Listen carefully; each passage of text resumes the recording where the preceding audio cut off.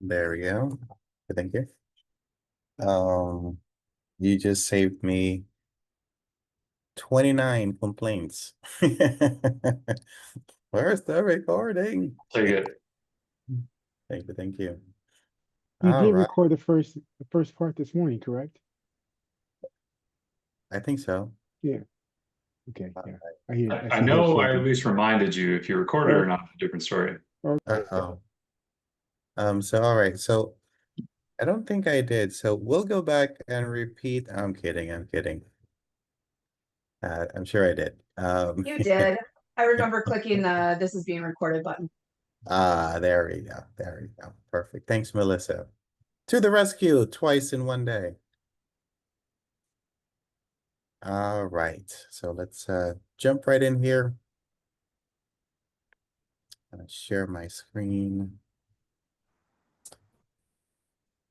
I have some exciting news to share with you guys. So, are you guys familiar with this organization called HIMSS? It's a Healthcare Information Management System Society. For those who don't know, it's the largest healthcare technology group. So if you're working in IT, in healthcare, it is the group to join. So anyway, for the different chapters, we're in the Southern California chapter, and I've been helping on the advocacy side for the past 2014, like 11 years. And we just got notified by HIMSS National that our chapter reached what's called the Change Makers Award, which is the highest award they give for public policy. So just wanted to share that with you as you guys are part of the Southern California region. So it's pretty cool. So if you guys are interested, learning more about HIMSS, advocacy, and whatnot, let me know. We're always looking for more volunteers. All right. Can you guys see my screen? Beautiful, beautiful. Okay, so we were talking about, we finished the estimates before we went on break. You guys still remember that? What are the 3 types of estimates?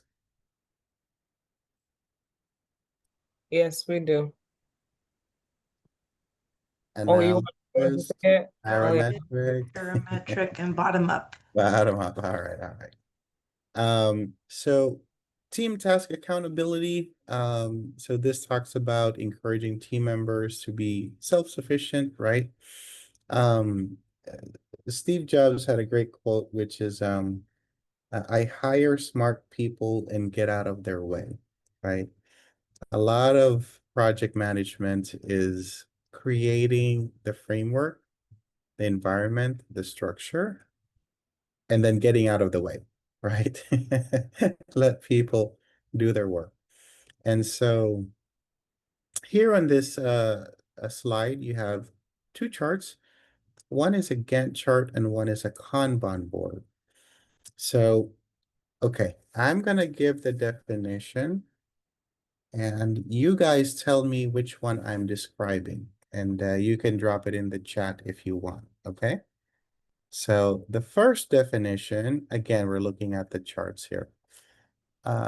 This is a visual representation of the schedule as outlined by the task on the right-hand side or the left-hand side, sorry.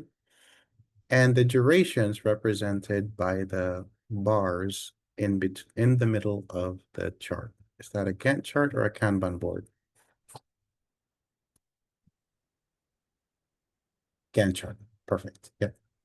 So visual representation, and the keyword is a schedule. So the main point of the Gantt chart is to look at the schedule and duration. So these blue lines here. And what you can do with the Gantt chart is you can see as you're showing this to the team, you can say, okay, write report. So what is it? It's August 15. This just so happens to work for us today. So we can say, all right, guys, it's August 15. So we should be done with preparing outline, and we're in the middle of writing reports, and we're about to start, add graphics. So, all right, and a Kanban board is a visual representation of the tasks, right? So the focus of the Gantt chart is schedule. The focus of the Kanban board is the task. So usually for the Kanban board, you have the different statuses of the task. So usually from the left to right, you have not started, in progress, reviewed, or in audit, and the last one is completed, right? So the goal is you go from the left side of the Kanban board, and then you move these sticky notes, right? Either true sticky notes, if you're doing this in person, or virtual sticky notes, if you're using an app like Trello, for example, right? So, all right, before we go, which chart is more focused on the schedule? Gantt chart or Kanban? Schedule, there's, yeah, okay. And which chart is more focused on the status of the task? Man. Kanban, okay, cool, awesome. All right, retrospective, again, this is a regular check-in, right? And this is more on the agile side. On the waterfall side, what do we call it? Lessons learned. Lessons learned. Lessons learned. Thank you, guys. I know. It's after lunch. I know. I'm I'm I'm fighting the drag of the lunch meal here. So, all right. So for the retrospective, this is a one way of doing it, right? You set the stage, you check in with the activities, hey, here's what we've done, gather and share the data. Here's, metrics of how we did things, and then generate insights. So what do you guys think is working? What needs to be changed? And let's dig into that. And then let's make some decisions as to, again, think of the traffic light. So green is continue or do more of. Yellow, let's make some changes. And red, let's stop, right? So green, yellow, red. Let's make decisions based on that. And then, we close it out and move on. So invite everyone, figure out the topic, look at the data, figure out green, yellow, red, make some decisions, and close it out. So that's one way of doing a retrospective. Again, PMI understands there are different ways, and this is just one of them. All right, so earned value analysis. This is how you look at how do you measure the progress, performance, and financial health of a project. In version 6, there's a whole chapter devoted to earned value analysis. And before BC, before COVID, BC, we would actually, first of all, we would do these classes in person from like 8:30 to 4, right? It was all day on Friday. And we would devote 2 Fridays to the calculations. Because at the time, this was again chapter 6 or version 6. Some people would get 30% of their test questions would be calculations. It was bananas. Now, thankfully, for those of you who aren't too keen on calculations for version 7, that has drastically dropped. So they're not, I know. See, I see Victor there. That has drastically dropped to, you might get pushing it 5 questions, pushing it. Some folks, 1 or 2. So earned value analysis is one of those that we would do calculations for the entire day. I would write problems on the board, and I would call on people to walk up to the board and give them the marker and have at it. The good news is that PMI is now more focused not on your ability to calculate, but more so understanding the terms and understanding what the calculations mean, right? So it's more inference versus the actual math. So we're going to go more into this when we get to cost management. But for today, just to introduce you to this topic, the main thing with earned value analysis is you're trying to compare the activity or the funding that we planned for or allocated for compared to what actually happened, what we completed, or what we actually spent, right? So in very simple terms, you have what was planned on one column and what actually transpired. And earned value analysis is the process of figuring out the difference between the two. You guys still with me? Sounds about right? Okay, cool. Of course. Awesome. So, again, don't worry about mastering this right now. This is just, our first view.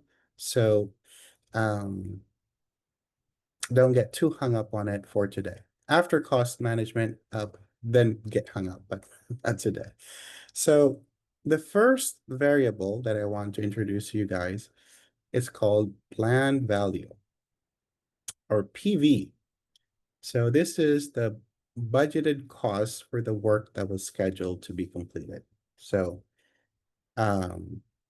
let's say, for example, I'll give you something super easy.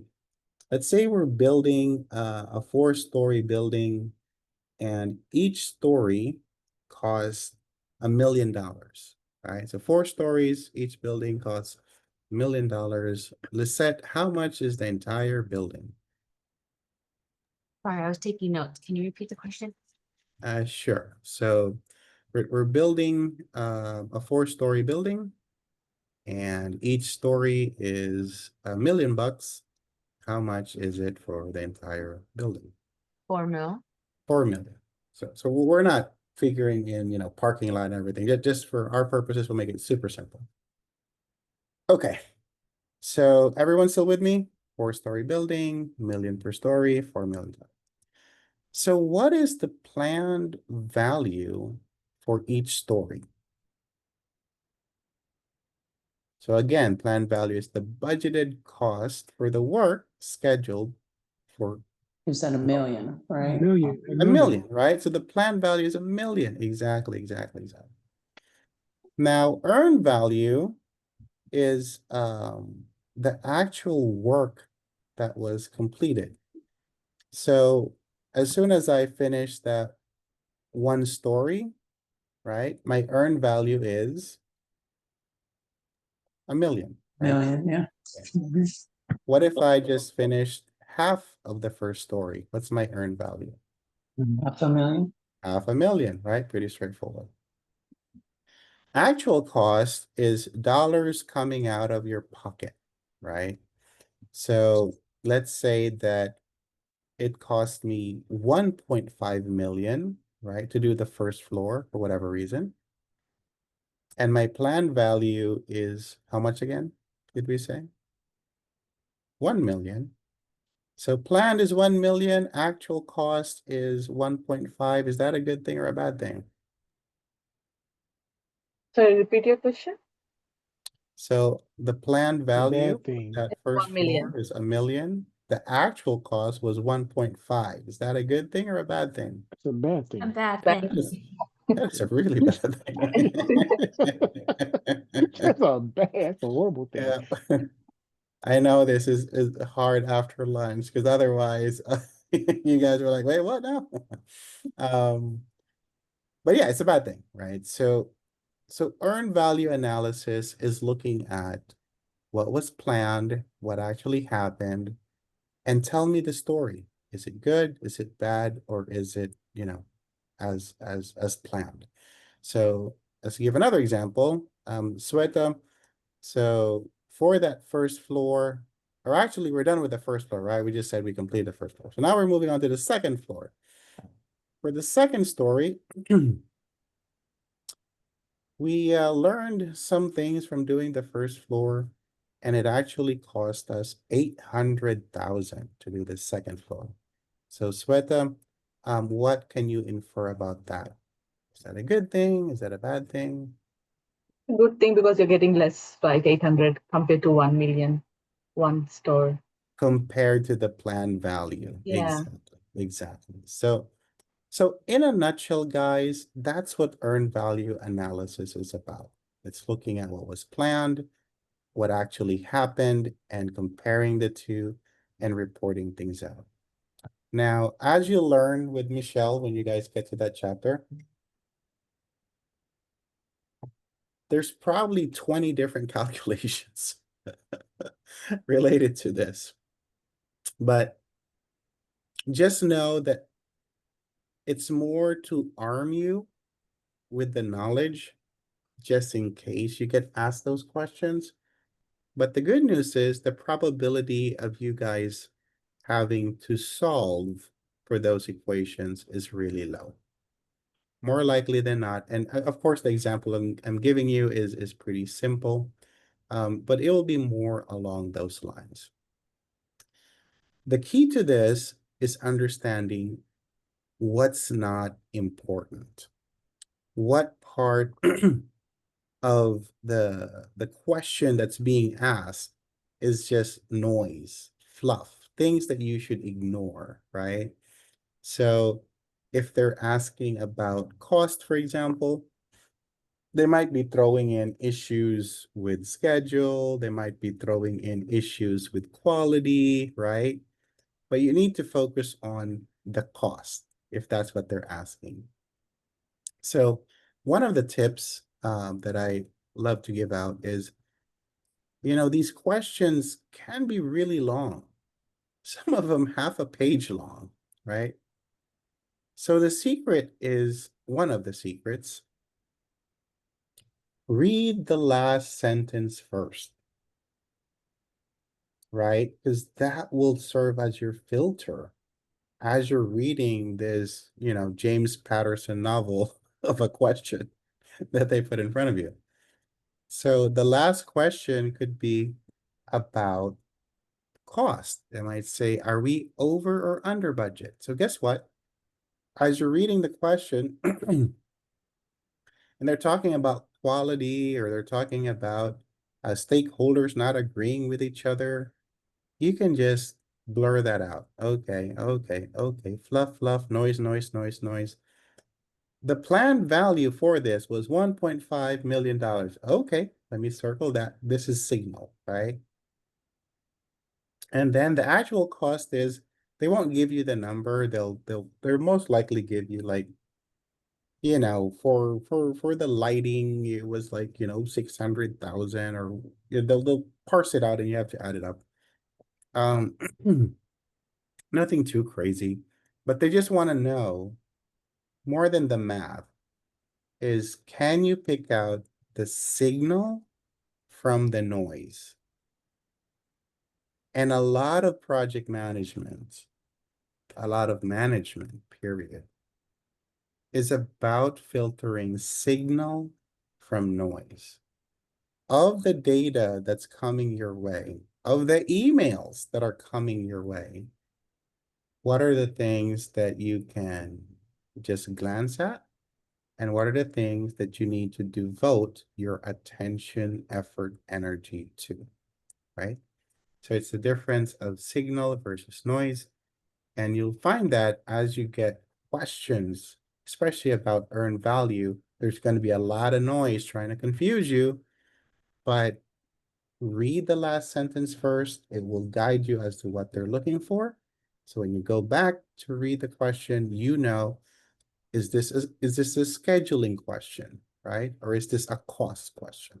It's really just two. Are you on time? and are you at budget? Those are the two main things, and all the equations are different ways of looking at it. Okay. All right. Any questions before we move forward? Good. Awesome. So again, don't freak out. These are some of the equations. They're not that hard once you get familiar with them. I'll give you some tips. Would you guys like that? Tips Yes, to remember? please. Okay. All right. Well, Lizette said no, so I'll just skip to the next. Okay, I'm kidding. She did not say no.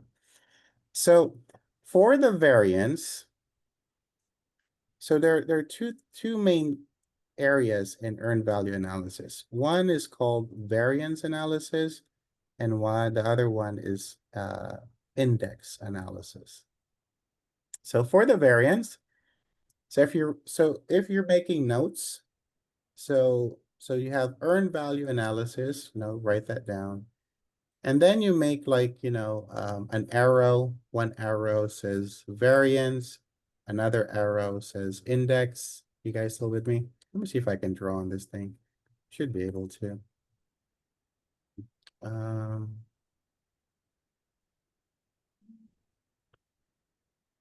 Where's that thing where you can draw? Is it, I guess it says draw, right?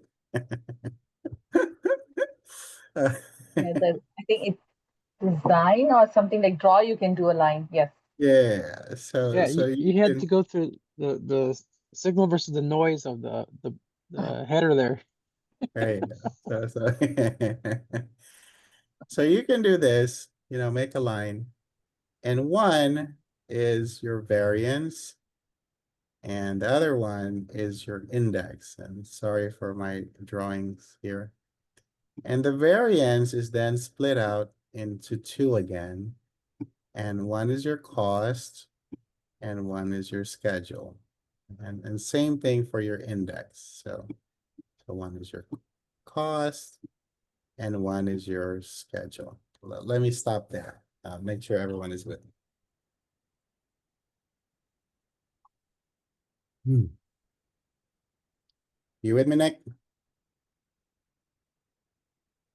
Sure. All right. So earned value analysis is divided into primarily variance and index. And variance is divided to cost and schedule. Same thing with index, cost, and schedule. We're going to go through this slowly. Again, right after lunch. So when we're talking about variance, right? We want to see if something is over budget or under budget, ahead of the schedule or behind the schedule. So I promised you guys some tips to make this easy. The first tip is that, so let's just focus on variance.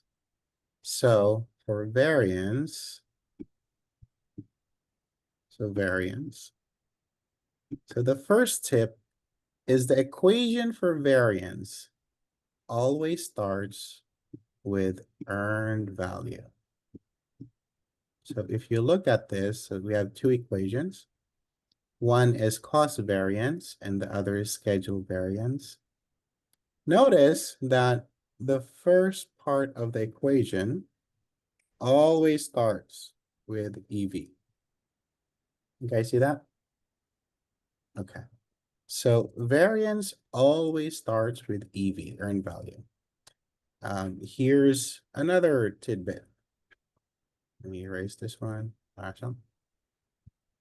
Earned value, the operation, right, is always minus. So here's another one right here. Okay. So minus earned value. So variance is always earned value minus something, right? Are you guys with me? You guys see that? So, Yes. cool. Now, variance is divided into two. Let me see, Kyle, what are the two areas that variance is divided into? So, yeah. Cost and schedule. Cost and schedule. All right. Did everyone hear that? Right? Yes. Carol, you're good, Carol? You good? Okay. So to solve for the equation, if we're talking about cost variance, right? We're talking about cost variance. We already figured out the first two components of our equation. We said that all variance equation starts with what? Earned value. Earned value. And the operation is always Minus. minus. So if we're talking about cost variance, you have two choices. One is called, okay, let me clean this up now. 1 second. So you have two options. So when you're talking about cost variance, there's only two options. One is AC, which stands for actual cost. And one is PV, which stands for planned value. So without knowing anything or without even hearing, the last 15 minutes of what I'm talking about, what do you think you should add to this equation if we're talking about cost? Do you need actual cost or planned value? We're talking about cost variance. Cost. Actual costs. Actual cost. Actual cost, right? So Mhm. if we're talking about schedule, so again, for earned value analysis, we said for variance, the first part of the equation is always Earned value earned value, and the minus operation is something. always Minus. minus. So for schedule, are we gonna use actual cost or planned value? Planned value. Planned value, right? So even if you forget, right, how to do it, if you just remember, oh yeah, it always starts with earned value. Oh yeah, it always starts with minus. What are we asking again? Schedule. Okay. Well, they only got two options. One says cost, which is money, and one says plan. So, well, schedule is about planning, so it has to be this one. Do you see where I'm going with this? So even if you forget, you freak out like, oh, I don't like equations. But wait, what did Ian say again? You can figure it out. You can cobble it up. So you don't have to remember this, right? You just have to understand. So, let me erase all of this.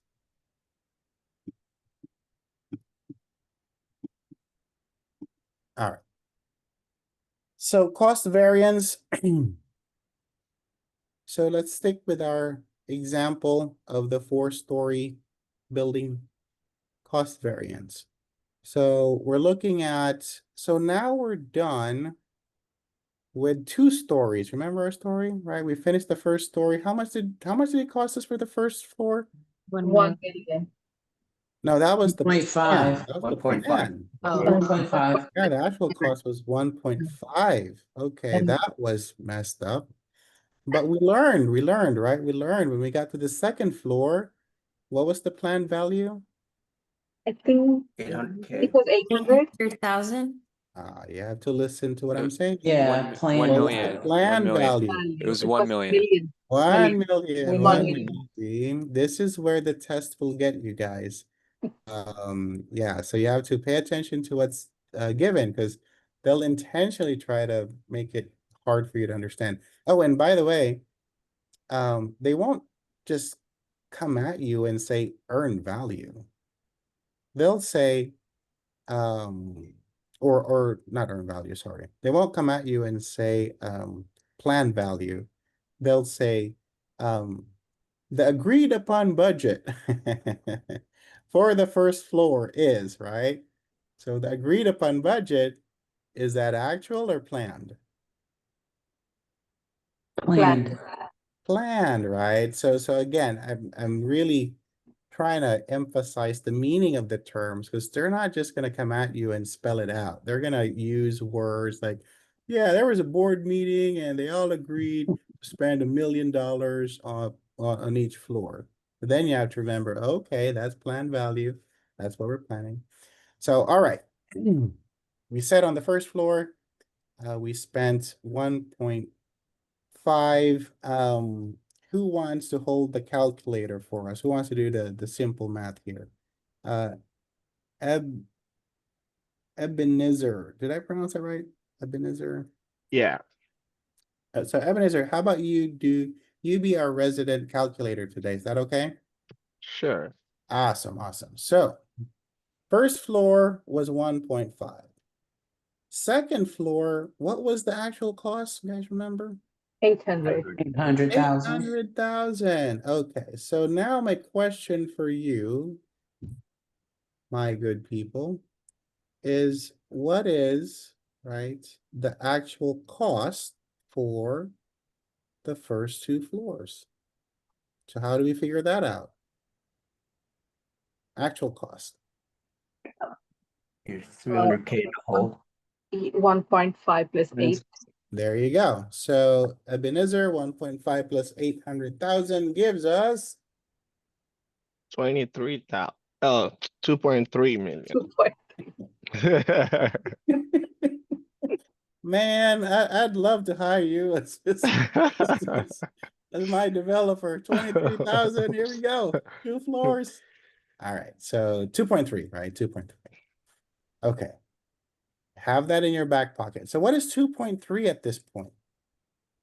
Look at all the letters on the screen. What is 2.3? Your actual cost. AC. Actual cost. AC, right? Actual cost. Actual cost. All right.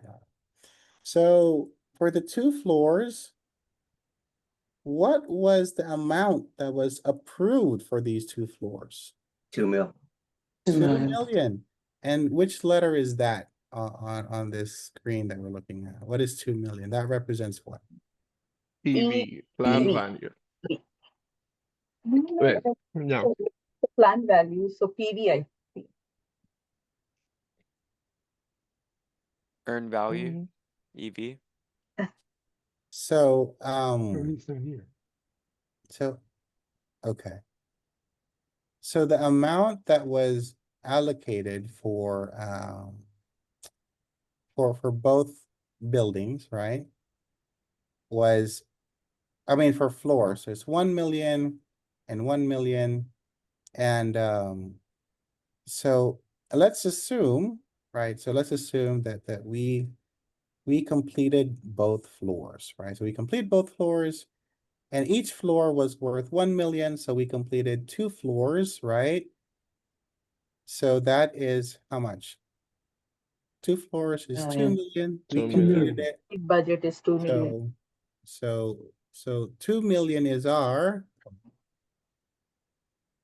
earned value, Earned right? value. We're looking at cost for right now. So 2 million. Ebenezer, what was our actual cost? 2.3 million. 2.3. Okay. Without doing the math, right? Are we over or under budget? Over. Over. Yes. Over Over budget. budget, right? We're over budget. 100,000. So, as I said, just by reading the question and figuring out the given, the math is the easiest part of it, right? So 2 million minus 2.3, so we're at negative 300K, right?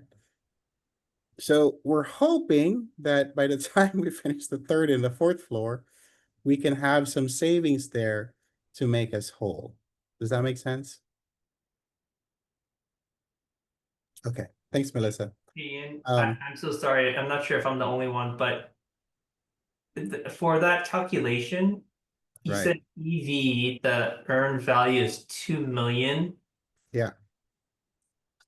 And can you explain how earned value is 2 million? So plan value is 2 million, right? Because we know that it's 1 million per floor. But then Right. we also said that the first floor took, it was like 1.3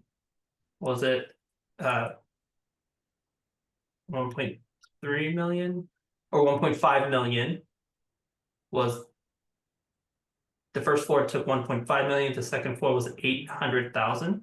Right. Yeah. And So when you those were the actual costs. actual, So, yeah. so I guess how does EV and PV differ then? Sure. So, Thank you. so the PV is what was agreed upon. This was the plan. We're gonna spend $1 million per floor, right? So as you complete each floor, right? Because remember, EV is earned, right?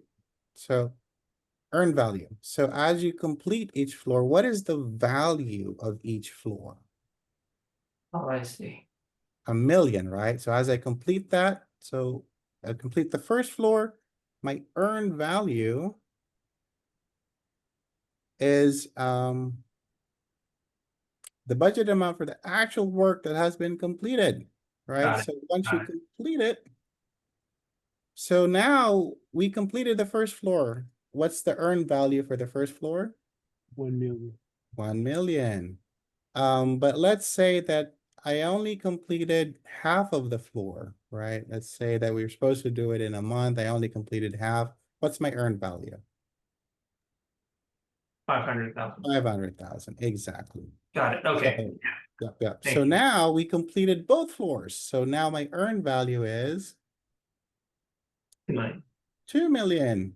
However, our actual cost is 2.3. 8.3. And it's because Kelly decided to have really expensive lunches during lunch break and invites everyone to go to Mastro's for lunch, and it added up.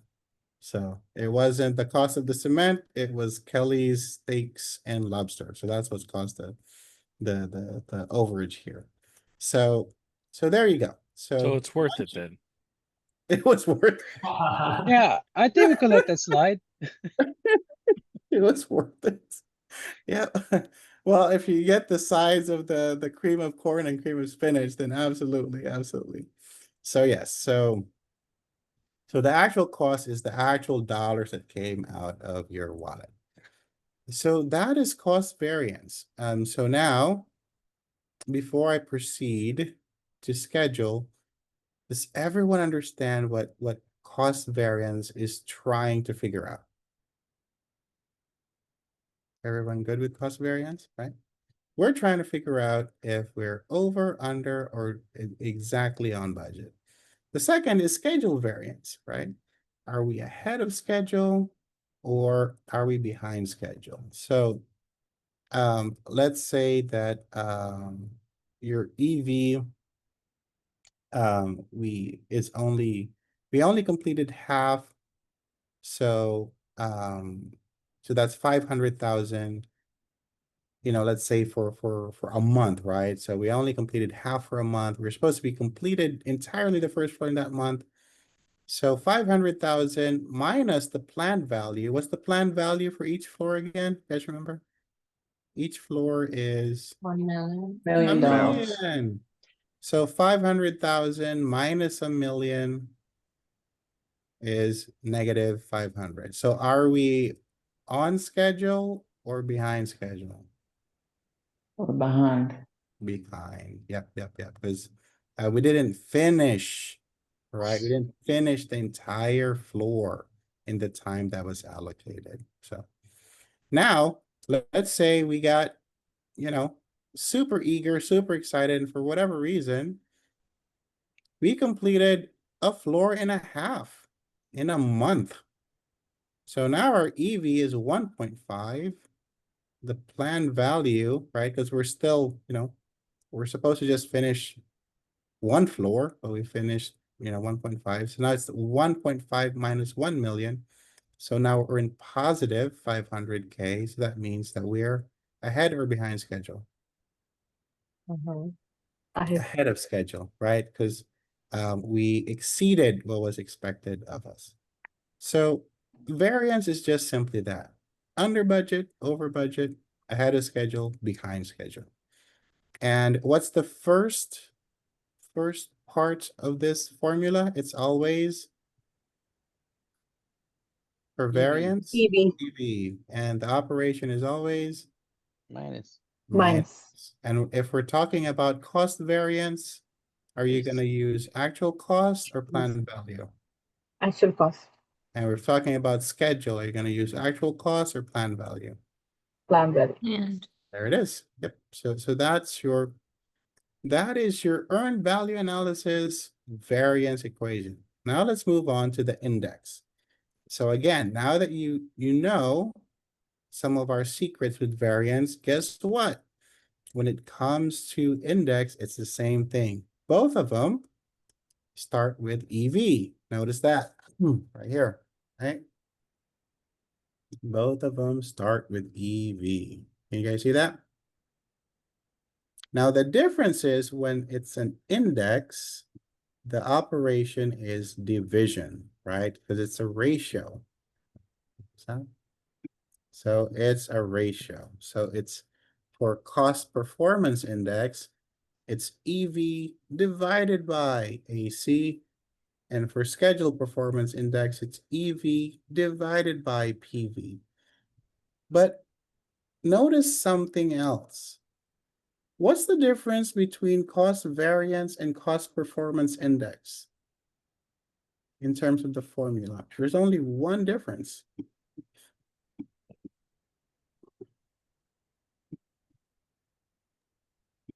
One is subtraction, the other one is The operation. And the other one is Division. division. That's it. That's it, right? So you just change this guy, change this to division, and now you're talking about index. That's it, right?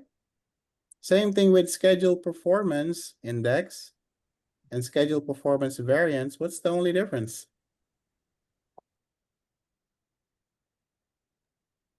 Operations. Operation, right? So now that you know all of this, is it that hard? Not really, right? So those are things that you need to remember. And if you remember just everything we talked about in the past 15, 20 minutes or so, that's 80% of earned value analysis.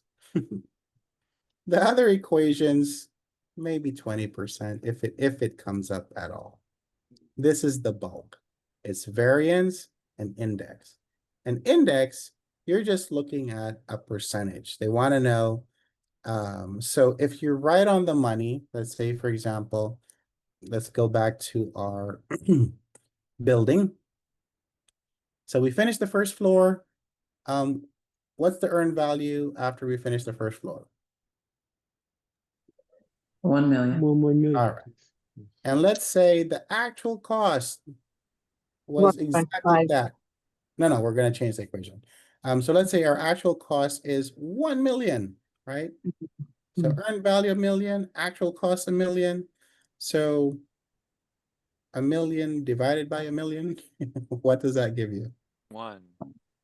1, right? So in terms of percentages, 100%, right? 100%, like 100%. right on the money, right? Right there.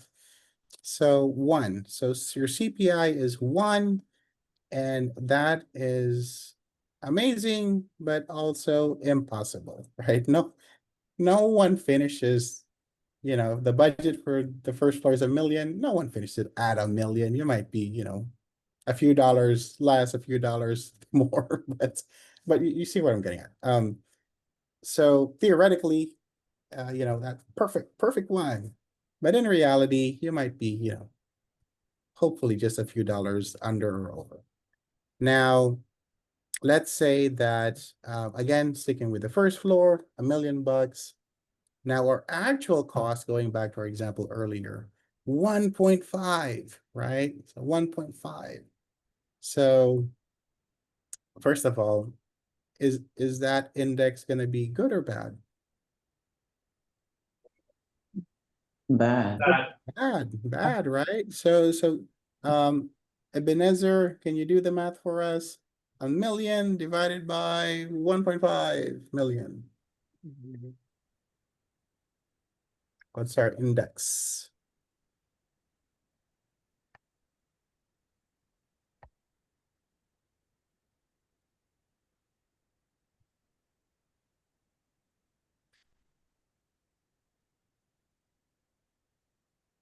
Did he go away?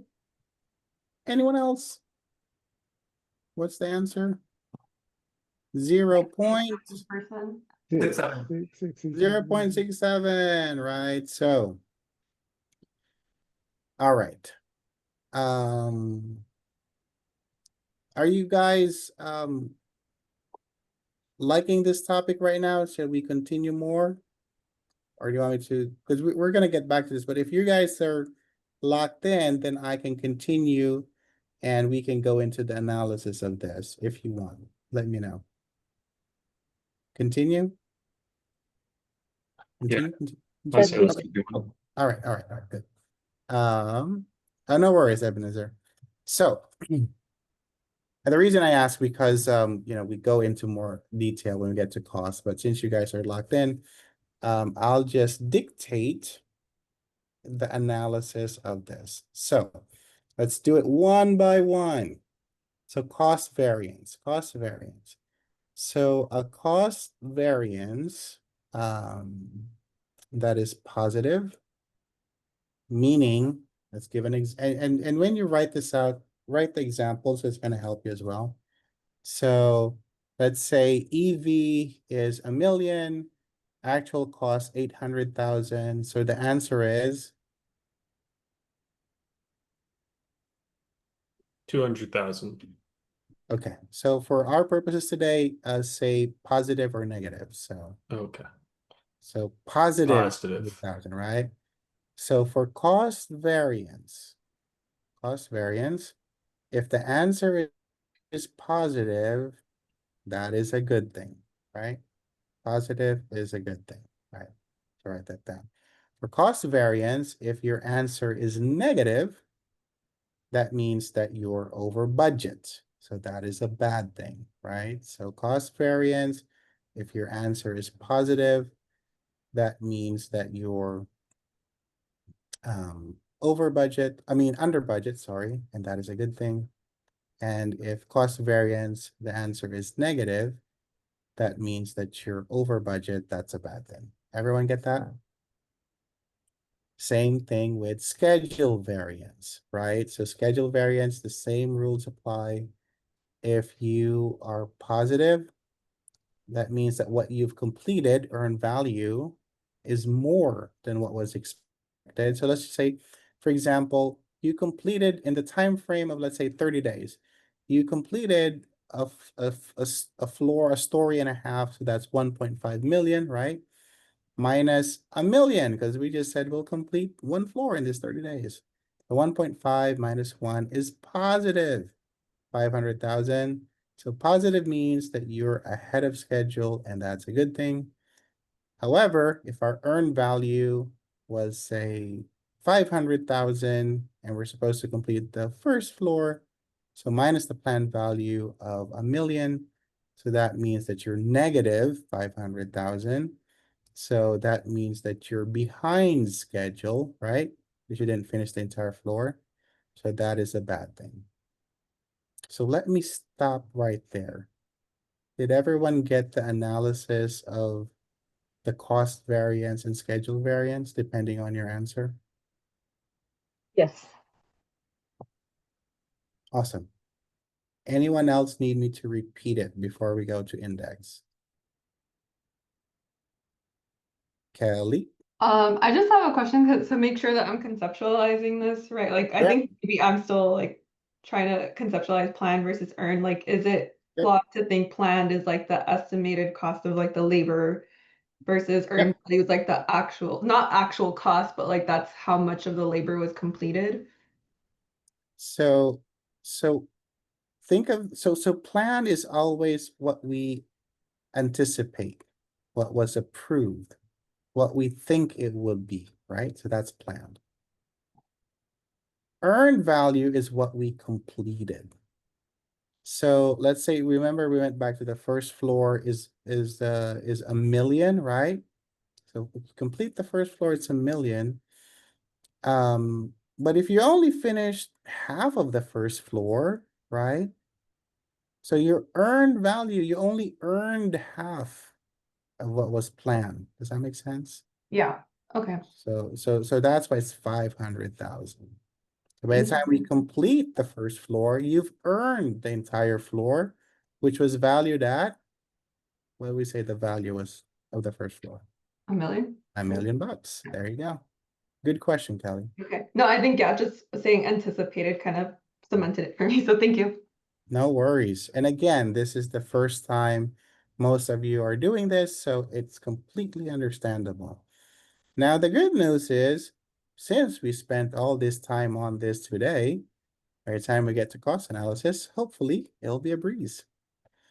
All right. Oh, Ian, so a Yep. quick question. So I think I'm understanding now because in the first example you provided, you said the earned value after you complete one floor was $1 million, right? Which it's assuming that you completed a whole floor on time. Yes. So the earned value ends up being equal to the planned value. So the schedule variance would be 0. There you go. Look at that. Okay. Look at that. I'm gonna go on break and have nailed it, man. Nailed it. No, okay, yeah, because it was at Absolutely. first it was like is EV always equal to PV, but it's not. It depends. I No. see. I understand. Okay. So E, you have to earn. You have to complete it. You have to do it. You have to check it off. And a plan is what we budgeted for it. So perfect. All right. Any other questions for variance before we jump to index? All good. All right. So index. If your index is equal to exactly 1,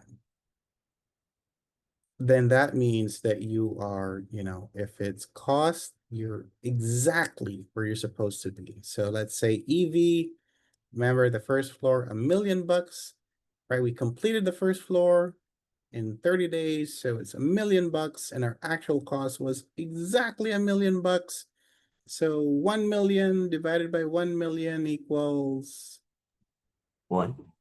1. So you're perfect, 100%, right? 1, perfect. So that is amazing. Impossible, but amazing. Now, let's say that your earned value, right? We finished the first floor. What's our EV after we finish the first floor? Million. $1 million. And our actual cost was, let's say, 800,000, right? So let's have Alicio, you be our calculator. So 1 million divided by 800,000 gives us what? 1.25. 1.25. So for the index, 1 and anything more than 1 is a good thing. Just write it down for now. 1 and anything more than 1 is a good thing, right? Means you're very efficient. Now let's give another example. So we finished the first floor. What is the EV, guys? After we finish the first 1 million. 1 million. But our actual cost, again, those lunches, is 1.5 million. So let's do the math. 60.67. 0.67. Okay. So for your notes, anything less than 1 is a bad thing. That means that you're not efficient. That makes sense? So for the index, 1 and anything more than 1 is a good thing. Anything less than 1 is a bad thing. That means you're not efficient. And the same thing goes for schedule. It's the same thing. Does that make sense? Cool. So let's do this before we move on. Alicia, can you help me understand cost variance and what does it mean? In your own words. What Well, are it we shows doing with cost variance? your cost variance. Well, you know, are you greater or equal to your EV? But talk to me like a human being. So what does Well, that's what it means to me.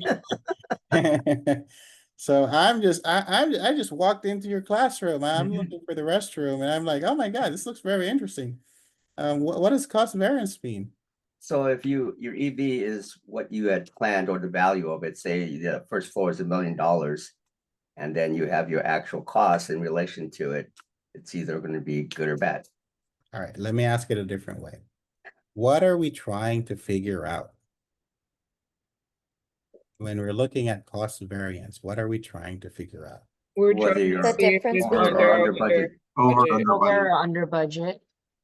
If we're over or under budget, absolutely it. So now I can go find the restroom, right? Because I just accidentally came into your class and I'm like, oh my God, earned value analysis. This is super interesting. So thank you for saying that, right? So for a man on the street, that definition is something that they can understand, right? So cost variance, we're looking at if we're over and under. How about schedule variance? Jeffrey, what are we trying to figure out? If your project's behind or ahead of schedule or right on time. Okay. So if my answer is negative, is that am I ahead or behind schedule? Behind schedule. Behind schedule. Thank you so much. And Jennifer Ng, did I get it right? Yes. Jennifer Ng, what's this whole business about cost performance index? What are we trying to figure out? The cost efficiency. What does that mean? I didn't go to school. What does efficiency mean? It means that if you are greater than 1, you are more cost efficient. Okay, so I'm using my resources frugally better, right? So I'm making the most. The efficiency is making the most of the resource, right? Whether it's time or money. So, all right, Kenny, if my cost performance index after I do the math, if it is 1 or more than 1, is that a good thing or a bad thing? Your cost performance index, if it's 1, it's good. If it's below 1, it's not. If it's above 1, If it's above 1, you're 2 thumbs up. All 2 right. thumbs up. Yes. Carol, schedule performance index. If the answer is below 1, what does that mean? Oh, then you're done. That's not good. Am I ahead of schedule? Am I lagging? You're behind schedule. Behind schedule. That's absolutely right. Cool. And with that, it's time for our break. But before we go, was this helpful, guys? Okay, good. Very. Yes. Yes. Yes. Thank you. No worries. And again, not all slides. We're going to spend 40 minutes, but this was 80% of cost management right here. So just think to yourself, you know, we might not finish all 133 slides today, but you bought yourself a lot of time when we get to cost management. So we'll come back at 3:12. Can you leave the slide up, please? If possible. Oh, yeah. Thank you. Thank you.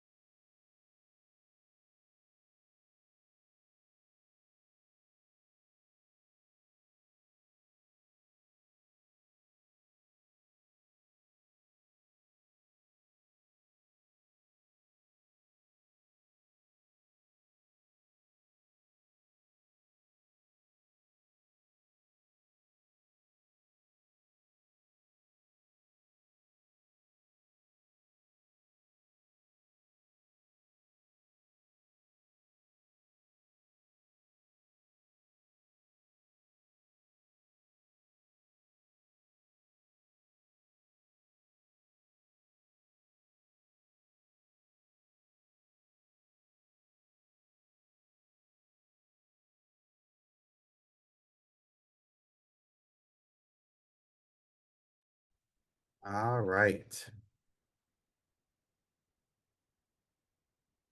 Almost there, guys.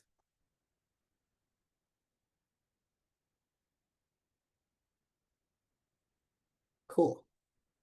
Any questions before we move forward?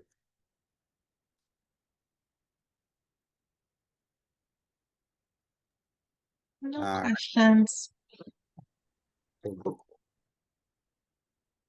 All right. So moving on.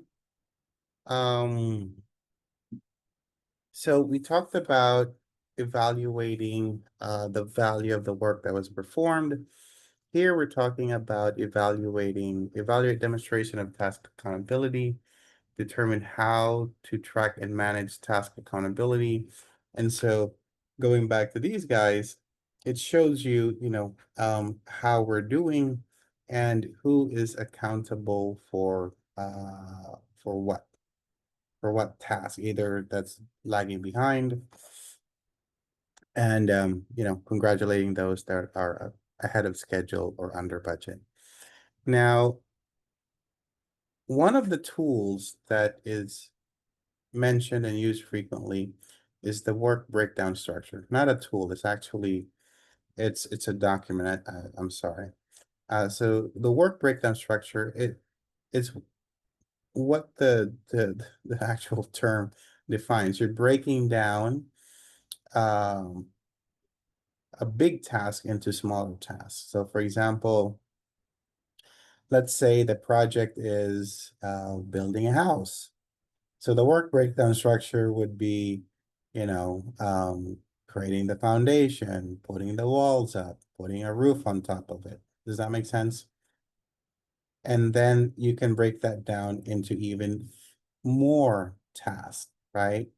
So let's say, putting the foundation, first you have to dig a hole, right?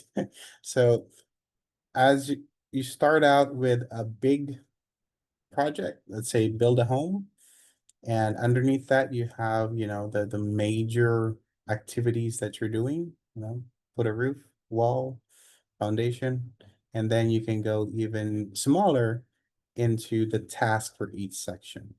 So that document is called the work breakdown structure. Does that make sense? You're just breaking down from big task to smaller task to a point wherein you can work on it. So the question is, how small do you break it down to, right? And the answer is, there is no definitive answer, but the recommendation is you break down the task no smaller than 8 hours or 1 day, and no bigger than 2 weeks, right? So it's the it's called the 880 rule. So no smaller than 8 hours and no more than 80 hours. So that's under your work breakdown structure, right? So if your tasks are still to complete it, it still takes more than 2 weeks, then you can break that down even more. But if your task is at, let's say, a day, then you're good. Stop right there. You don't need to break it down to less than that. So for the work breakdown structure, in your notes, write down the 880 principle.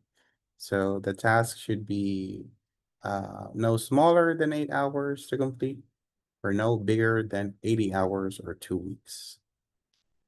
Jennifer Mansourian, does that make sense? You look no? Okay. So as you're creating a schedule, right, the schedule has different tasks. So let's say, let's stick with that house example that we talked about. So let's say that building a roof takes, I don't know, maybe 3 weeks, right? So with the 880 principle, is 3 weeks more than 80 hours? If you just assume a work week is 40 hours and 2 weeks is 80 hours, so 3 weeks is 120. 120. There you go. So using the 880 principle, that means that we need to break it down more because it's more than 2 weeks, right? So you can't just say, build a roof. That's too big of a task with our 880 principle. So now let's break it down into the smaller parts. So I don't build houses, so I'm guessing you have to put the wood at some point. Put the frame on, and let's say the frame is about a week. So, okay, does that putting the frame, the wooden frame, does that fit into our 880 principle? If it takes a week, Yes. Yes. right? Because how many hours is that? 40. 40, and 40 is within the 880. So Jennifer, does that make sense now? Yes, okay, cool. Awesome. Yeah, I just saw that bewildered look on your face. I wanted, okay, let's circle back. So there it is. So 880, again, just a recommendation, not a absolute law of physics or anything. Okay, but question. You said 880 and you said 3 weeks for a roof. And you said the frame would take a week, so that's 40 hours. And Yeah. then you have so the frame, I guess the frame and then the wood panels, I guess that's all the part of the first week. And then the rest of the roof, the tiles, I guess would be the second part of the week. Yes. So that would make it, okay, perfect. Correct. Yes. So, that you're absolutely right, Kenny. So as long as, and the roof could take, if it has like solar panels, maybe that takes, I don't know, 2 months. So then you have to break it down so that it fits into that. The task needs to be within that 8 and 80. So let's say the solar panels take 2 weeks, so that's right at the cost. So you can say insert a crate or installed solar panels, right? So that's 80 weeks. So again, just a recommendation. Don't break it down too small that you have to track too many things, but don't leave it too big or too high level that you don't know when you're running late, right? So the task, Yep. so it's a single task of Yep. the roof, Exactly. not the complete roof. No. Got it. Yeah. Okay. So let's say the project is build a house. Underneath that project, you have your main task. One of them, let's say, is build a roof, and the subtask under build a roof is create the frames underneath it and install, the actual tiles, and then we said there's solar, so install the solar panels. So all those sub items underneath create a roof, all of them should be less than 2 weeks, but more than 1 day, more than 8 hours. So Got it. Thank you. awesome. So I have a slide, not today, that talks about the different sizes and work packages and all of that. So for today, suffice it to say that as you're looking at task accountability, you want to make sure that you assign the work in what's called work packages. And all that means is that it's easy enough to identify the beginning and end of it. Like if you give someone a task and they don't understand when it's completed, then that is very confusing for someone. So let's stick with our example of the roof. If you just say, hey, finish a portion of the roof's frame, is that clear? No, right? Because a portion could be a small portion, big portion, half of it. Like, what does portion mean? So the work packages is intended to encapsulate, the body of work that you're asking of them. So if you do that, then you can, track accountability. Without that, you can't say if they did it properly or not, because what does a portion mean, right? So for Agile, the team handles task identification and tracking as part of the iteration process. So you give them, here's what we expect to complete. Let's say the sprint is 2 weeks, and then the team figures out, how to run with it, right? So, and we'll talk more about that once we get to Agile. Just a quick question. So Victor, you how had a question? so in regards to like the roof example, Yeah. it was so big we broke it down to smaller. Absolutely. So the inverse works too, right? If it's too bunch of little tasks, you would bundle those up.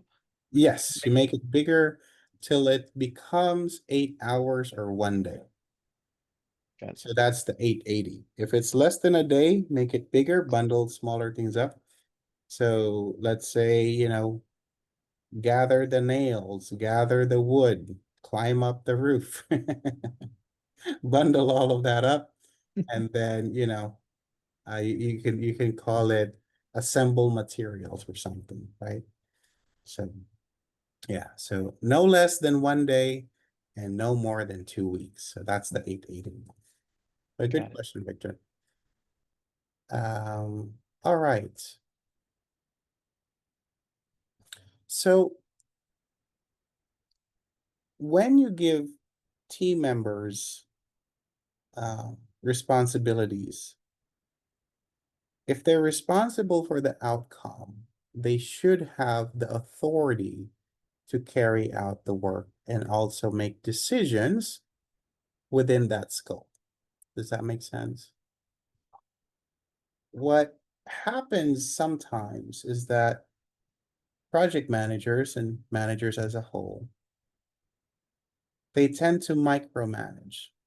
And when you micromanage, that means that you take away the authority of the resource to make decisions within that scope. And guess what? When you do that, the team member is no longer responsible for the outcome because you made all the decisions, right? So it's very important that if you give people responsibility, your team members, right, to responsibility for the outcome, they should have the authority to make decisions to complete the work. Because again, before you assign a task to a team member, you want to make sure that that's within their KSA. What was KSA again? Knowledge, skills, Abilities. and A is a lot. It could be ability, attitude, aptitude, but knowledge, skills, and let's just say aptitude, right? So before you assign a task, you basically know that they can do it, right? So you won't assign Melissa, for example, to do coding if she doesn't know coding, or Kenny to finish the roof if he's never done it before, or Victor, let's say, to work on a turbine engine if that's not his training. So, so if you assign a task, they're responsible for the outcome. Give them the authority to make decisions within that scope. All right. No worries, Ebenezer. Thank you for letting me know. And just looking at the chat. Okay, no worries, Jennifer. Awesome. That was a big chunk. Thank you guys for allowing us to plow through that. We covered a lot, although it doesn't seem like it with the slides, but that was a lot that we covered in terms of cost and the team members' assignment and responsibilities. Now we're moving on to, again, if you're following along, creating a high-performing team, and the subtopic is training team members and stakeholders. Ian, I have a question. Go for it. I just want to make sure I understand. So For the 880 rule, Yes. so I wrote down break down a task if it takes no less than 1 day and no more than 2 weeks to complete. Is that accurate? So, almost. So you want to break down a task so that it's more than a day, but no more than 2 weeks. Okay. Yeah. Day. So 8 refers to the 8 hours in a day, right? Right. And then 80 refers to the 80 hours in 2 weeks. So 1 day to 2 weeks. Okay. You don't want it too small. Imagine if you're building a tower and the tasks are like, 4 hours or 2 hours. Your project plan would be 3,000 lines long. But also you don't want your project plan to have 5 lines. Build a tower, paint the tower. But put in the computers in the tower, right? So no more than 2 weeks and no less than 1 day. Thank you guys for asking. Okay, so train team members and stakeholders. Deliverables for training would be your training plans, the training estimates, the calendar, when are you doing the training assessments, and then once everything is done, you have your certifications, right? So pretty straightforward. Again, stop me if you have any questions. And the tools, training gap analysis, right? So what is it that they're supposed to learn, and how are their test scores doing, right? The actual training and pairing and mentoring. The buddy system for any training, anything new is very, very helpful. I would recommend for you guys, if you haven't already, find someone in the cohort, um, either 2 or 3 of you, group together, and then just make each other accountable, help each other out, create your own Teams chat. So find a buddy or a pair. So you have a little cohort. So let's say Victor, Kenny, and Melissa. So the 3 of you are making sure that you're following through, you're reading the assignments, you're doing the practice test, and it really helps. It's the same thing as, imagine you're going to the gym, right? Imagine you're going to the gym by yourself to do, I don't know, upper body today. Okay. Now imagine you're going to the gym with a personal trainer. Which instance will you be working out more? You by yourself or you with a trainer? Definitely with a trainer. How much does the trainer cost? That's a good question. Same thing with, you're planning on hiking on Sunday. You're planning on doing it by yourself. You're planning on doing it with 2 other buddies. Which Buddies. one has a higher probability that you're actually going to show up for the hike? I think buddies. Having the buddy. So that's the same principle here. Having study buddies forces you to show up for your, if you guys have, a weekly connect 30 minutes, or if the team, let's say Sweta is like, hey guys, I'm doing my 20, test questions today. What are you guys doing? And Eliseo, let's say, wasn't planning on doing it, has a long day, but Sweta's doing it, Victor's doing it, like, okay, I'll do my 20, right? So that is the power of pairing and mentoring. So make sure that you take advantage of that for this cohort. All right, training and coaching. I have a question for you guys, and this isn't on the test, just want to get your thoughts. When you hear the word coaching versus mentoring, what's the difference between the two? in your own words. Um, More okay. hands-on, like coaching, like they kind of guide you step by step. And what was the mentor? I think someone that kind of, Verbalizes more. yeah, kind of gives you guidance, but not so much step by step. I could be off. No, again, it's not on the test. This is a topic that I'm super interested because you have, personal coaches and you also have mentors. So I'd love to, figure out from you guys what you think about it. I think Is that mentoring is more like long term. Okay. Coaching can be time wise, shorter term, depending on what the out or what you're doing. Okay. Yeah, I see envision like a coach is like specific to like a task or ability or something, whereas a mentor is like an over like like a holistic helper, kind of, someone that's there throughout all aspects of your life or whatever. Yeah, I think coaching is specific to a task and already having known the outcome. We're coaching you through this, knowing the outcome already. And then mentoring is allowing you the autonomy to still kind of Ooh, I love venture out a that. little bit. And mentoring is just more, I wouldn't say advice, it's the wrong word, but it's still giving you the autonomy to kind of get out of the rails, if you will, or route. So Got it. you don't have so much of the outcome yet. Versus coaching, you have an outcome, you have the task, you know what you're doing. I love the definitions.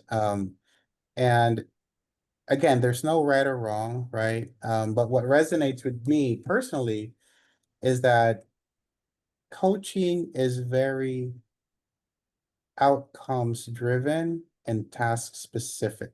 Right. So for example, I signed up for my first triathlon, but I couldn't swim 20 meters to save my life. So I hired a swim coach or a swim mentor. Mhm. Which one? Swim coach or swim mentor? Coach. Swim coach, right? And will the swim coach be interested in how I'm doing in my family life? He might, because it could help you swim better. Swim away from my family. But but but typically not, right? They're just there very specific. I'm gonna help you in my case at that time swim in open water for 1.2 miles, right? So it's very specific, and then they're looking at very specific things like your what do you call it? The cadence of your strides, positioning of your head, all those things. A mentor is someone that I think Cinderella said it, is looking at more holistic, right? How are you doing as a person? Now, it could be broken down into a financial mentor, like overall, how are you doing in your finances? But it's more holistic and typically can be more long term. So, so I asked that because they don't, PMI doesn't really give like definitive, here's what a coach is. But I'm always interested in what you guys think about those terms. So, question for you guys. How many of you have a coach or a mentor that you're working with today? Does anyone have one? I just finished the 4-month course on leadership training. Oh, nice. Thanks, Lucio. Melissa? I have a mentor. Mentor. Okay, cool.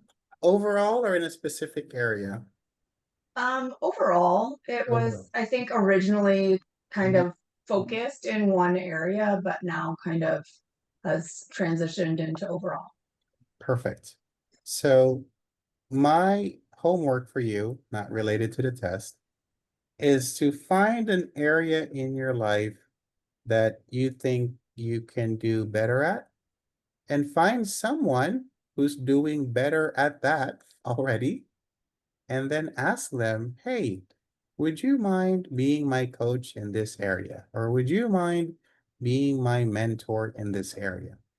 Because the fastest way to go from where you are and where you want to be is having a coach or a mentor, because they will tell you your blind spots. And that is the biggest thing in coaching and mentorship. Because as the term implies, blind spots are areas of your life that you don't see, but your coach and mentor can clearly see. For example, in swimming, there's no way for me to see that my left side is pulling more than my right side. But since my coach is standing above me, then he can clearly see it. So same thing with areas in your life. Now, so that's assignment number 1. Assignment number 2 is actually find someone either in your group, your circle, church, community, organization that you can also coach and mentor. Because here's the thing, as you mentor and coach people, you actually learn more about it as well. And you become better. So it's one of these amazing things when it comes to coaching and mentoring. Kenny, I see you nodding your head. Have you coached folks before or had a coach or? Oh, you're on mute, Kenny. Yes, I coached Little League football for years, and then I Oh, there also you go. ran the league for years. So yeah, it is a good experience. Awesome. So I'd love for you guys, I'd invite you to get a coach, get a mentor, and also be a coach and be a mentor. So training and coaching plan, you have to look at the schedule, make sure that things are on time. Perform gap analysis. Again, the KSA, knowledge, skills, and attributes. Consider upskilling or certification for team members, especially if it's a long project or if the project is net new. Like again, way back when Epic was super new, we sent everyone to some sort of Epic certification. So plan for diversity training and coaching offerings. So again, if the project is long enough, you can look for ways to, and it doesn't have to be super formal, right? As I said earlier, let's say Victor is really good at Python, for example, and Cinderella wants to know, just partner up and say, 30 minutes, Zoom, like, hey, can I be on the call when you're working on this? And then just, informally learn by being exposed to it. All right. T-shaped skills. So what this means is that if you look at this picture, so the horizontal line or the x-axis, if you will, is the breadth of knowledge. So people who are, wider in terms of their knowledge, these people are called generalists, right? You with me? And then people who are more vertical or have more of a depth of knowledge, that resource is called a specialist. So write it down for the notes. People or resources with breadth of knowledge are called generalists, and people who have depth of knowledge are called. Did you say specials? Specialists. Thank you. Generalists and specialists. Yep. All right.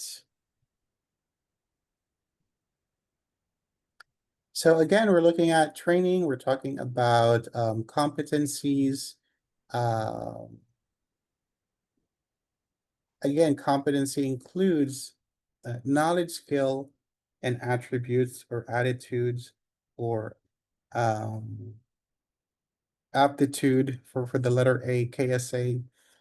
And the reason this is very important is because during the Industrial Revolution, where we started to work in factories, we were so obsessed with output. As we looked at employees, the focus was truly knowledge and skill, right? Can you do this task? Can you cut this piece of metal to form this perfect shape? Can you teach this syllabus? So everything was just, can you do this? The part that was missing was the letter A, the attitude, the aptitude, the willingness to do it. And what happens is, even if you're the most knowledgeable, even if you're the most skilled resource, if you don't have the right attitude, what happens to team dynamics?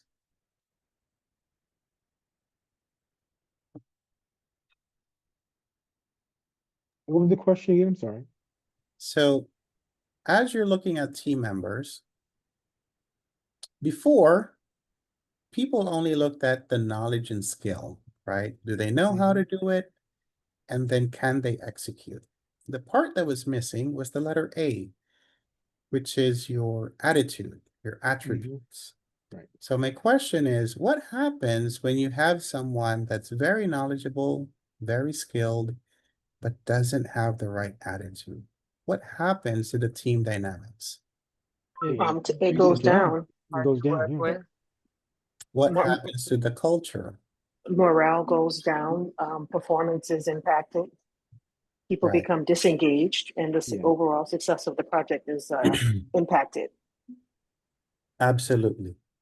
So when I look at team members, or if I'm looking at resumes, interviewing people, I actually go more with how well they are at getting along, how well they are at answering questions that they don't know.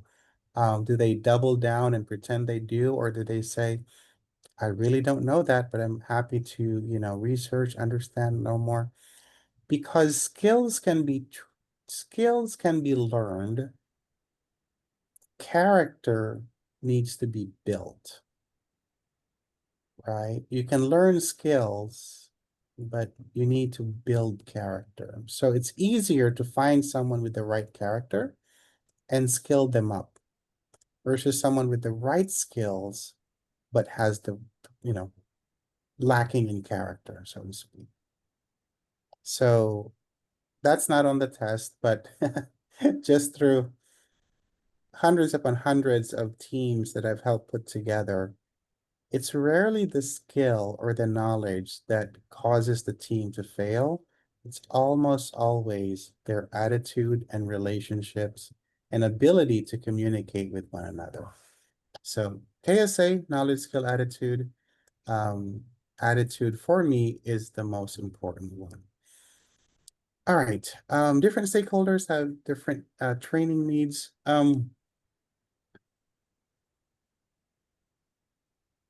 Different people learn differently. So I mentioned this earlier. You want to engage as many senses as possible. So right now, I'm talking to you. So I'm engaging your auditory, right? You're also looking at my slide. So we're engaging visual, right? If we were in a physical classroom, I'd probably have index cards or post-it notes that you can hold, touch, and write on, right? We'll probably be going into breakout sessions where you're physically moving to a different part of the classroom and doing a huddle. So the more that you can engage the different senses, the better it is for the learning experience. Because not everyone learns visually, not everyone learns auditorily, and not everyone learns through tactile. So giving people different opportunities is very important. All right. So these are the different elements of training. You can do instructor-led, virtual, self-paced, documents review, simulations, and on-the-job training. I think this is pretty self-explanatory. The main thing is that you want to have diversity, right? Because one is not better than the other. It depends on the person doing the training. What works best for you? Some people learn better by self-paced, others instructor-led, others in a group, others individually. So you want to be able to accommodate for all of that. These are the different training options that we went through already. Training cost and schedule, the main idea here is to make sure that you take into account your schedule so that as you're training people, they're not out for critical times that you need them. And obviously, you don't have an unlimited budget, so you want to make sure that you send the people that need the most critical training for the project first. We talked about pairing and coaching already. Certifications, that's what you get after you complete, any of the classes. And for us right now, we're working on the PMP. Next year, Michelle and I will be offering the Agile certification, so look out for that. That's going to be our first class. It should be very exciting. And then there are shorter classes that have just been announced by PMI as of this week. There is an project management AI certification. So this is looking at how AI can help with projects. So I need to go through that training, get certified, so that hopefully next year I can provide that to you guys as well. So look out for that. Baseline and post-training assessments. Again, it's always good to do before the training assessment and then after to see how much the students have learned or attendees have learned. All right, ensure training occurs, awareness of stakeholders. And these are just common things to do, confirm registration, so on and so forth. Again, just reminders. All right, engage and support virtual teams. So nowadays, this isn't new to anyone, right? Virtual teams, we just call them teams because every team nowadays has a virtual component. Deliverables include the technology, assessment and calendars, tools, communication, variance analysis, okay, and project management powers. I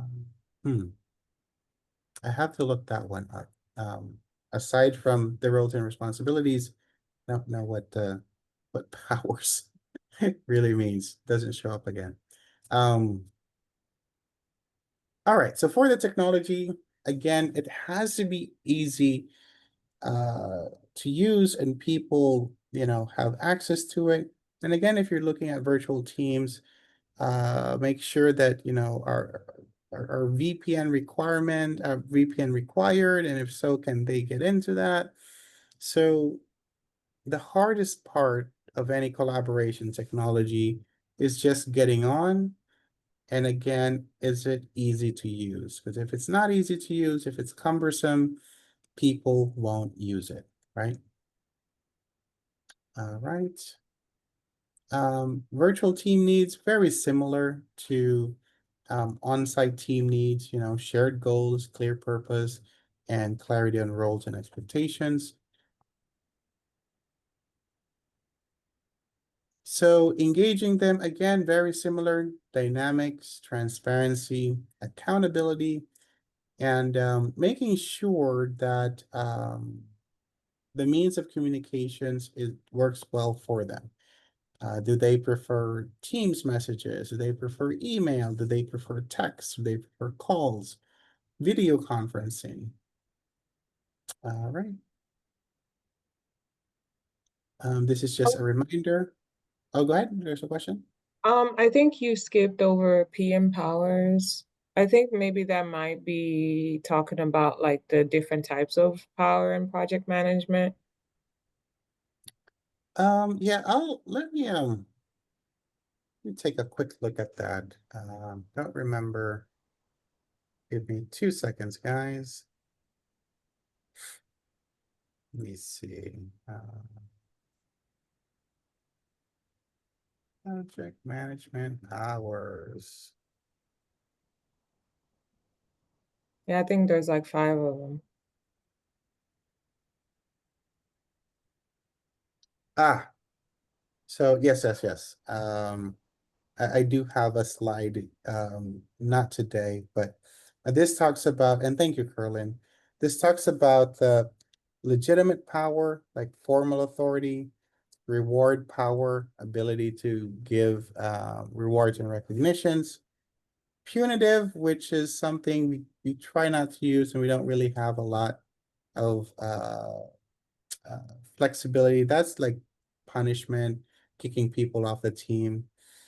Expert power is, being the subject matter expert, and referent power is, your influence on the team. So I do have a slide. Thank you, Carlin, for reminding me. But I do have a slide for the different types of power. Actually, no, I don't. That one was that table, I believe, was in version 6. Let me ping Michelle just to make sure. I remember seeing that in version 6. I did not mean to interrupt you. And No. You did not at all. I just forgot what it was for a second. Version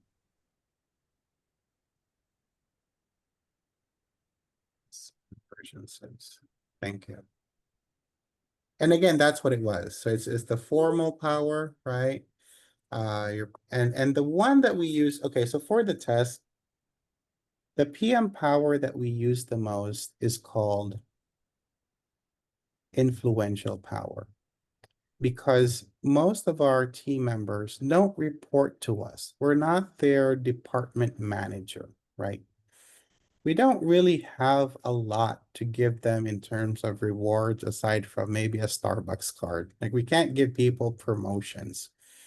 Neither can we really punish people, which is a punitive power. So for the test, the most important power you have is influential power. Does that make sense? yes. So it is the team's, your ability to influence people that don't directly report to you. All right. We talked about the technologies, talked about the virtual teams.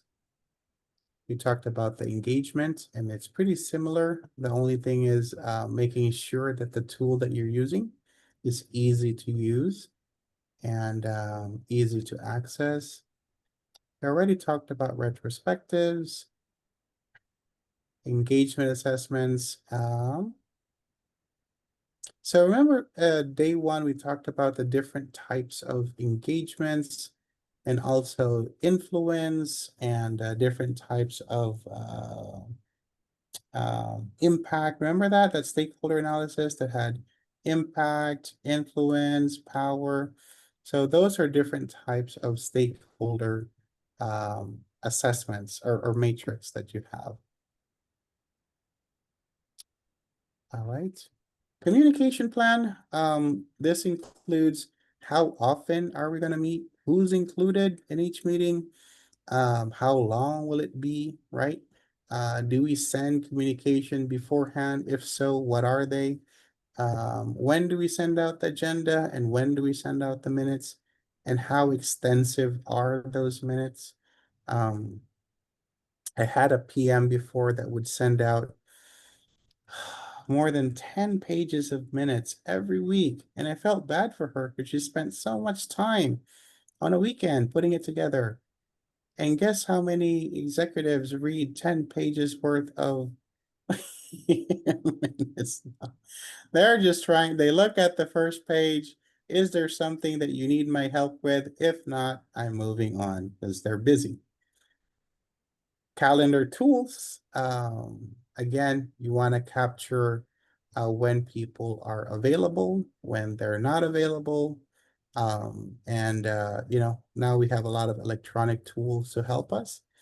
And one of the things when you're looking at calendar that we talked about today was blackout dates. And does anyone remember what blackout dates are? Dates where you don't You don't, oh, go ahead. Holidays, sorry. And the days So not before your, holidays, so blackouts when you don't make any changes. 'Cause, Right, yeah. yeah, we're about to go live. We're not making any changes at this point. Yeah. Variance analysis, we talked about this a lot, right? The variance is what was expected and what was completed, right? And what's the variance? Are we doing good or are we doing bad and we need to create a remediation? Virtual team best practices focus on shared commitments versus individual accomplishments. So rarely is a task on the project 100% done by one person. So the more that you can acknowledge, the shared effort, the better it is for everyone. Okay. So let us, I think this is a good place to stop. We'll stop right here. We'll finish all of this next week, and then we'll be able to catch up. So today is an example of, we went deep into the variance and index analysis. However, when that comes up later on, we'll be able to catch things up. So we'll complete module 1 next time, and we'll start and hopefully get through somewhere in the middle of module 2. So don't worry, we always finish the slides. We just go depending on where the class is and where the questions come up. So we have a minute left. As you guys remember from last time, I'd love to get 3 shares, things that you might have learned, things that you want us to add on or do differently, and then we'll call it a day. So 3 shares from anyone. I liked your explanation of the estimates. It made it really easy to understand with like the examples that you had in place. I feel like this is the first time I've been able to attend, and I feel like after this class, you make it seem like it's going to be very simple, but I expect that that's not actually the case. So thank you. No worries. Thanks, Melissa. Pete. I think this is along the same lines. I learned a bunch of new calculations that I've heard before. I just never understood how they were actually calculated, and it was a lot more simple than I thought. Awesome. Yes, I'm glad that I didn't scare you off with the variance and indices. And last one, and we'll call it a day. I like the mentor thing coaching one, the one where you explained it. I Nice. like that. Yeah, the way you explained it, it is like, I feel like it's very easy. Like talking to people and asking you can be a mentor or something like that. I think I'm going to try this week. That's one. Beautiful. Awesome. Well, guys, we are at 4 o'clock here. Thank you so much for your time. I hope you have a wonderful weekend. And as you come up with suggestion thoughts throughout the week, please shoot them to myself and Michelle. We always hope to give you the best experience, and we're always improving. And last question, what is that called? Where today is better than yesterday and tomorrow is better than today. Lessons learned. CPI. Continuous Process Improvement. improvement. There we go. CPI. Awesome, guys. Thank you so much. I'll see you next Friday. You appreciate it. Thank you. Bye. Bye. Bye. Have a good weekend. You too.